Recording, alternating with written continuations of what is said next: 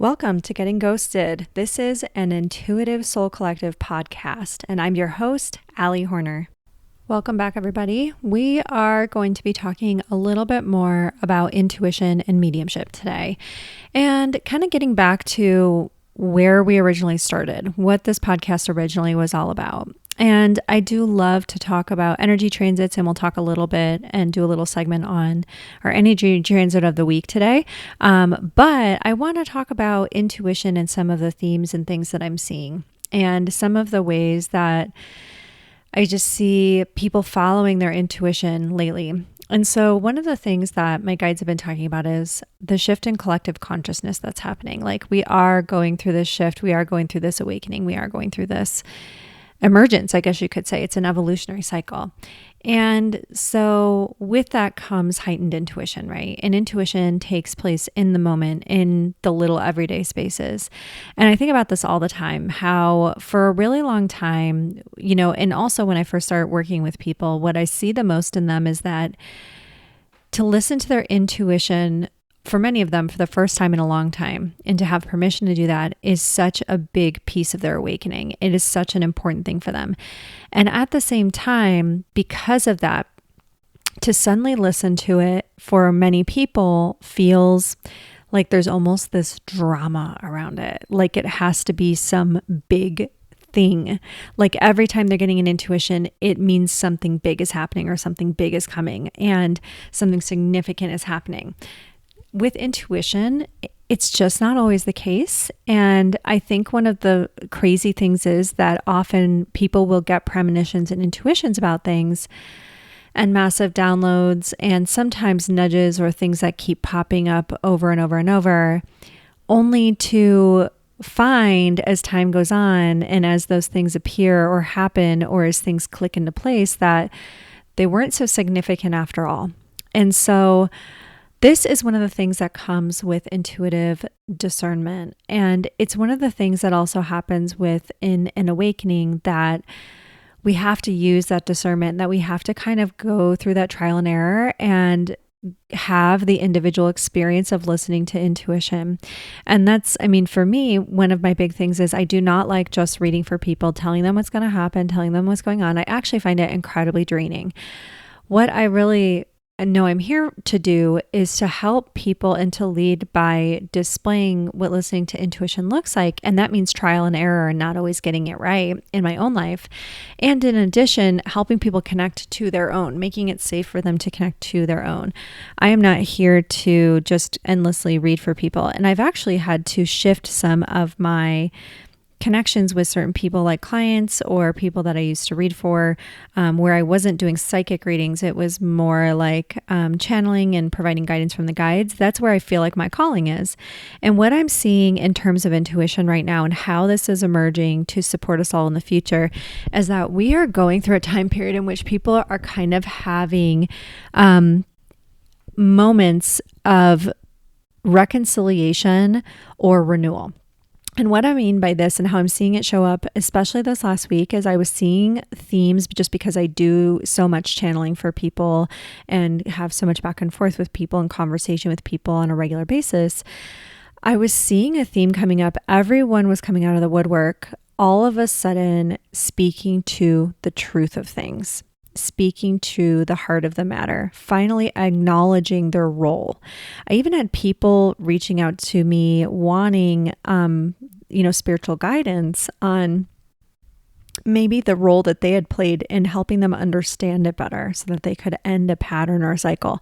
I even received an apology from someone that who has never acknowledged some of the things that they have done in the past, and all of a sudden they were on the receiving end, not from me, but from someone else, and ended up experiencing what I experienced from them years and years ago. And all of a sudden, because of that, they were apologizing to me.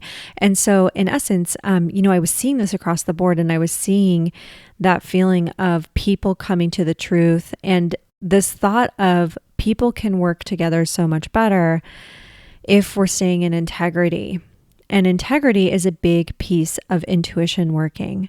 And so this is part of what I see and what my guides have been pointing out about the emergence and the cultural shift that will have happening more and more, is it's really difficult to hear your own intuition if you can't be honest with yourself and other people. And often when people are going through their intuitive or spiritual awakenings, what starts to happen is they start to have to drop the bullshit and they have to start to see the truth. And that truth is not always, people always think it's going to be like, oh, other people are going to see what they did to me, or they're going to get their karma, and it's like, you might see what your role was too.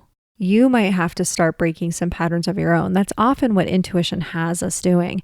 And I can only say that because I've seen it over and over and over again over the years as people go through their intuitive awakenings and their spiritual awakenings, really.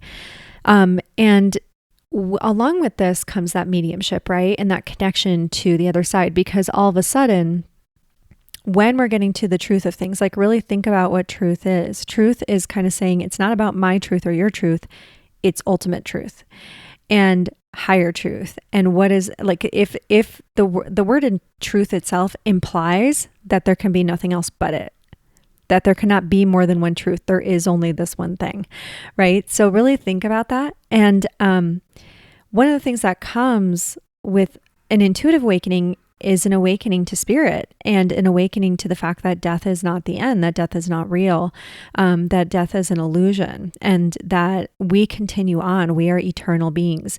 We were eternal beings, and we're so much more than our bodies for so much longer than we can ever imagine. We go beyond space and time. We go beyond this world. And the same thing is true even when we are embodied here. And what I've been noticing is the more and more that people enter into their awakenings and come to the truth of things that need to be acknowledged, things that need to be reconciled within themselves, things that need to be seen clearly finally. What I'm seeing is this deeper integration and people no longer fearing things on such a visceral survival level anymore. Because when we move beyond that fear and we're willing to be seen and to say, here's the truth, here's the mistake I made, here's the part I played, and I'm sorry, and a lot of people cannot break those patterns and cannot end those patterns until they acknowledge their role. Everything is a two-way street, right? And for a lot of people, the key thing is saying, well, what is my part? What do I need to do? What's my next step? And so with this intuitive awakening and with this truth comes a connection to the other side. This is often when people begin to hear guidance or sense guidance or see guidance. And when they start to realize and remember deep within their bones, it's not a realization, it's a remembering that death is not the end, that we are so much more than this. And the reason that happens is because we're no longer avoiding the truth. We're no longer hiding. And so this is kind of how intuition and mediumship go hand in hand. And so one of the things that my guides have been really pointing out is how a lot of people need to understand this and how many of us have come into this remembering so that we can support and help those who will be coming after. And then we're each going to be playing our parts and our roles. And some of that may be for only certain periods of time. And for some people, that's going to be a calling for a lifetime. And what I am seeing now as well is that as many more people awaken, what they feel they can do and what they feel is right for them in terms of jobs and careers is shifting. I've also seen people going to the depths of burnout lately with their careers. Like I cannot tell you how many readings I've done this last year and a half to 2 years for people who are like, I just feel like something's changing. I just feel like something's shifting. I feel like there's more for me in terms of my career, but I can't put my finger on it. I don't know what's next and I need some guidance. I cannot tell you how many readings I've done. So if you were one of those people and felt like it was silly or stupid to ask questions like that, because sometimes people feel that way, don't ever feel silly or stupid, first of all. And secondly, you are not alone. This is happening en masse, en masse. Like, I cannot tell you if I'm seeing that many readings and I'm just one reader and just one channeler out of so many out there. And that's only the amount of people that will get a reading. A lot of people will have that feeling and never go see a psychic or a medium or a channeler to ask about it, right? So think about how many more people are probably having these same thoughts and feelings, right? And so this is where we're seeing the shift. And this is where we're starting to see a cultural tipping point, especially for westernized, North America and westernized, very patriarchal societies where our worth came from our work. and our worth came from money. And now we're kind of pulling back the veil on that. We're realizing like, you're more than you're not just a body to be put in a cubicle to work for someone else, or to, like, you're not here to just labor all day long to make someone else money. There's a big awakening happening here. And again, along with this is people coming into the awareness of, well, if this is not what I'm here for, then what am I here for? And if I am not here to spend my precious time and energy on earth working for someone else to make someone else's business money, then what is my time and energy on earth meant to be used for? Why did I come here? And this is where people come into the bigger questions of, what is my purpose? What am I doing on the planet? Why did I come? Why did my soul choose this? And sometimes for people, this is a difficult time. And often for people though, this is a big time. It's an important time when they start to say there are bigger things that humanity is here for than to just work until we die. And we're also beginning to see an emergence and a changing in how we think about work, how we think about retirement, how we think about all of that. And it's happening en masse in a massive way, because so many people are beginning to realize how many loved ones they have on the other side who are telling them, don't wait to live your life. That is a message that comes up with so much love from the other side over and over and over again.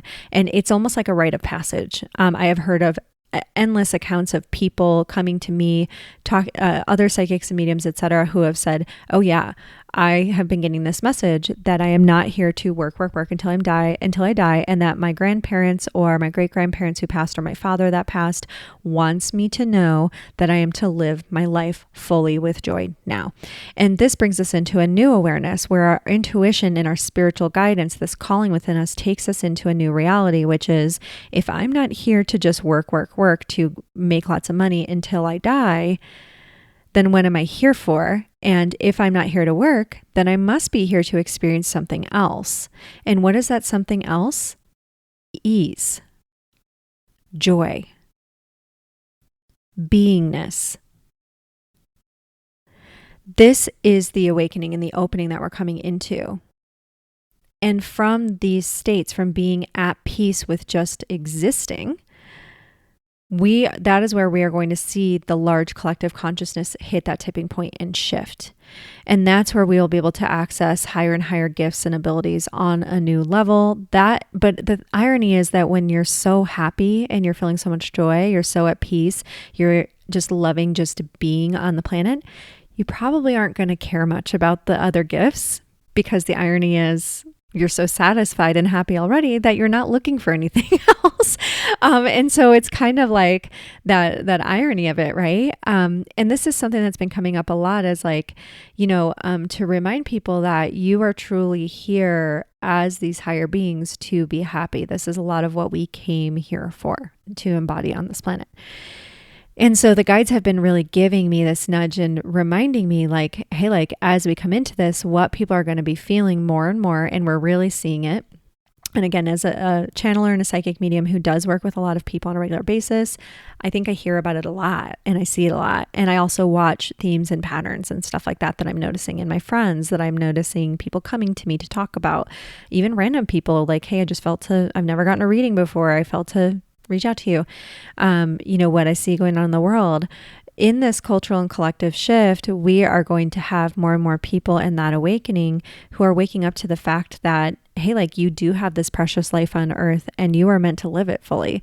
And this is going to change how we operate in society here on earth. And for a lot of, especially Americans, they're going to struggle with this because their cultural conditioning tells them otherwise, right? It tells them there can't possibly be another way. Like they're going to have cognitive dissonance really, really hit if they're not ready to hear this message, or if their brain can't make sense of, but if things don't work this way, then how else could they work? Their brain's going to deactivate it. So I want to warn you about that, just because a lot of people experience that type of resistance when they hear a message like this. And yet when I talk to people who already know this in their bones, they don't experience any of that disconnect or resistance. In fact, they've already started to shift things, and they know They know the truth and they go, oh yeah, I've already been seeing this and experiencing this. And I'm like, perfect. So it's just confirmation for you.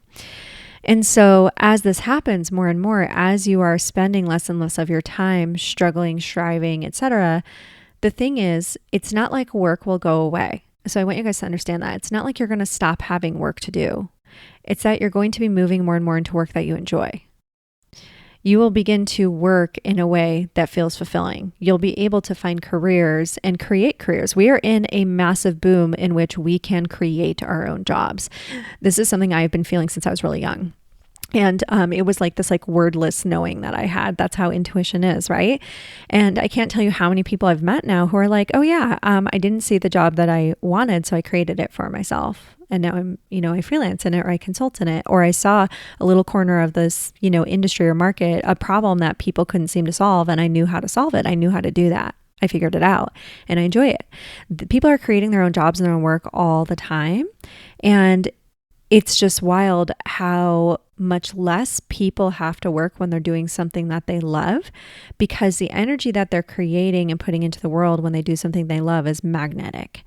And that is such a big piece of what, this is what happens when we listen to our intuition.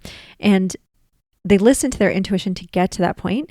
And ironically, their intuition gets stronger and brighter, their spiritual connection, their knowing of what they need, where they need to be, what they need to be doing, where to go, what to say, and to whom gets stronger because they have higher energy and they're working from that heart and that soul, and they're not spending so much of their time on autopilot or in that endless feeling of obligation. I cannot tell you how often it comes up for people, especially women, that the feeling of obligation, feeling obligated to do things, is really the big thing suffocating their intuition. Their intuition's there. You all have it. We all have it. This is not like one person has it and the other person doesn't. Spiritual abilities are not one person gets them or they have to run in your lineage. No.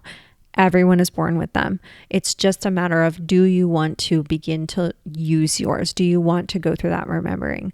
And so I see a lot of people begin to reawaken those abilities on a higher level with a ton of ease, like a lot of times without even having to try very hard, because they're no longer spending the majority of their day in stress and struggle.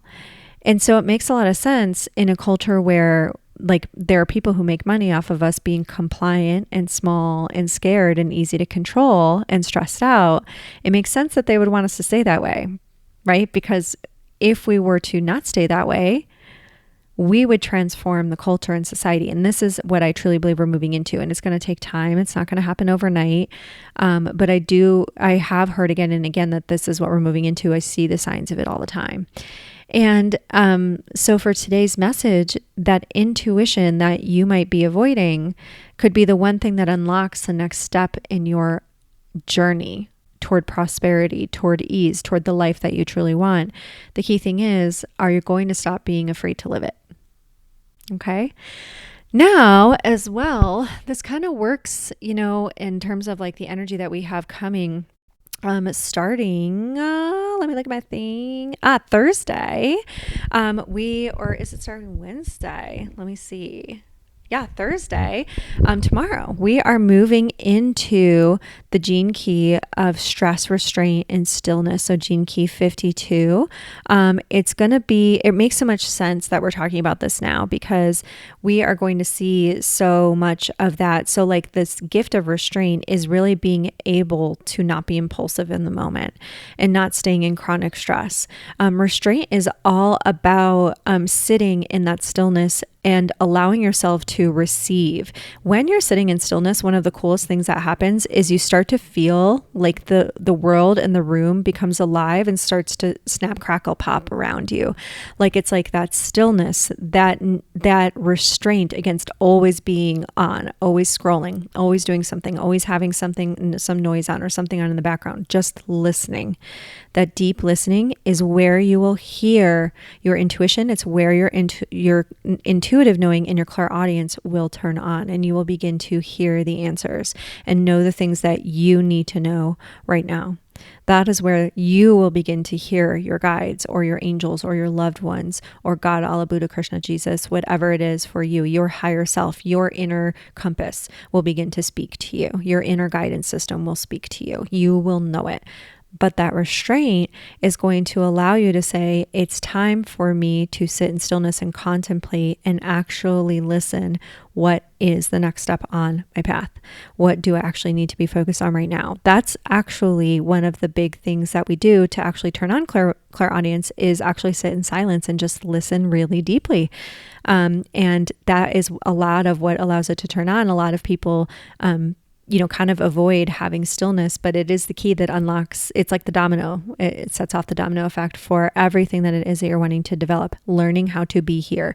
So again, learning how to not always be on, how to not always buy into the chronic addiction to cortisol and stress that we have in society, learning that it's okay to sit still and relish your time on earth. I cannot tell you how many beings on the other side are like, no, please enjoy it. Please enjoy yourselves. Please sit still. These people who, felt like they always had to be on, always had to prove themselves, always had to work, always had to earn more money. You don't take any of that shit with you. You don't take it with you. You're not going to take your degrees. You're not going to take your money. You're not going to take your house. You're not going to take your material possessions. You are not going to take shit with you. What you will take with you is the love that you experienced and shared and had on earth. And one of the things you will see in your life review right away is all of the moments of love that were there to be given and received that maybe you missed. And you will not live in regret on the other side, but it's more so like an acknowledgement. And so one of the things they tell us all the time is be here now. Be with the people you love now. Enjoy your life on earth now. Do things that bring you joy now. It's also extremely responsible energetically to put out that energy. Some of the most toxic people I have ever seen or been around on earth are people who are chronically always on, who are always stressed, who wear busy like a badge of honor, who play the martyr all the time because they do not feel like they're allowed to sit still. Their energy is repellent. It is literally so toxic. It literally feels like a dark cloud around them. Okay. So, and it's because they have a deep-seated insecurity that it's like shame running their show. And so shame isn't just an emotion, but we do not have to embody it. We do not have to sit in it and carry it around and let it come through in anger and snapping and snipping at people and always running around in a tizzy and being disruptive. And that when we do things like that, we lack conscientiousness of the people around us. We stop caring about, wait a minute, how am I actually impacting the world? What energy am I bringing into the world? Am I being present for my kids? Am I being present for these other people? Am I being present? Am I noticing the wonders of the world? Am I appreciating anything? They're probably the least appreciative people I've ever seen because they can't take a moment to relish anything. So of course they can't appreciate anything. And so it's incredibly important that we are recognizing that it's time to begin to learn how to be here now. That is so incredibly important. And I want to tell you this too, for those of you who are worried or hesitant about this. What I am seeing as well, and what I believe that we're creating is one, I think some of you need to hear, if you were to be here now, if you were to give yourself a little bit more of that and your intuition turned on more, what are you afraid it's going to say? What are you avoiding? Do you know there are changes that need to be made and you're maybe not wanting to hear it from your intuition? Are you afraid of that, right? You don't need to be afraid of your intuition. It's always going to guide you in the right place because intuition is connected to what we would call almost like the all or the cosmic cloud. It's never going to put you in doing anything that is harmful to yourself or others, ever, ever, ever, because it's connected to that larger flow of life and the larger harmony with the rest of the universe. Now, the other thing is, for those of you who are struggling to sit still and struggling with this beingness, struggling to actually just sit and listen and sit in reverence and awe and wonder and appreciation. What else could be possible for you if you could allow that spaciousness in? What is life calling for from you? What is it inviting you to experience? Because I think it might be inviting you to experience things that you have not even imagined yet. I think it's going to take you way beyond where you are. Okay. Now, the other thing is, if you were to sit and say, what's the energy I want to put into the world, and be honest about it, are you putting that energy into the world? And remember, this is not about performative actions. This is about, am I actually experiencing love, bliss, appreciation, gratitude, joy? Am I making enough space and time to feel those things? And when we feel those things, that's what we put into the world. It's not about doing more. It's about doing things from the right energy. Being in the right energy first is the key. Okay? So I want to leave you all with that. And I hope that you enjoyed these messages for today. I'm also getting ready to do a listener episode. So submit your stories about your intuitions, about moments of stillness where spirit spoke to you, where you had downloads, premonitions, guidance that came in out of nowhere, where your intuition told you something about a situation and you didn't have proof until later. And then all of a sudden you found out it was all confirmed and your intuition was right. I really want to begin to collect more stories on this to feature on our listener stories episodes of the podcast. You can totally submit them anonymously and leave out names and details if you feel called. You can submit those in the link in the show notes or via my email, and everything is linked up in the show notes and in my link tree. Alrighty, y'all. Enjoy.